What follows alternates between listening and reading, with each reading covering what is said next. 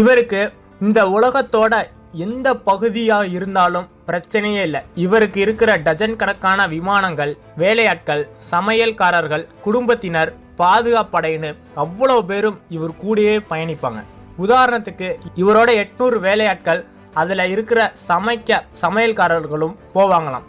2007 மார்ச்சில் சவுதி மன்னரும் அவரோட ஃபேமிலி இந்தோனேசியாவுக்கு 9 நாள் பயணம் மேற்கொண்டார்கள். கடந்த 40 வருஷத்துல சவுதி மன்னர் முதல் டிப்ளமேட்டிக் தூதராக இது பல உலக செய்திகளில் அழைக்கப்பட்டது. இவரோட தனிப்பட்ட விமானமாகிய போயிங் போல்ட்ஸ், அதாவது இந்த விமானத்துல மன்னர் மற்றும் அவரோட குடும்பத்தினர் மட்டுமே பயணிக்க முடியும். கூடவே மிச்சம் அமைச்சர்களும் கவர்மெண்ட் அபிஷியல்ஸ் வர்றதுக்கு இன்னொரு போயிங் விமானம் இருக்கு. இந்த 2 விமானம் போக இவர்கிட்ட போயிங் 18 மற்றும் +2 மொத்தம் 6 விமானங்கள் இருக்கு.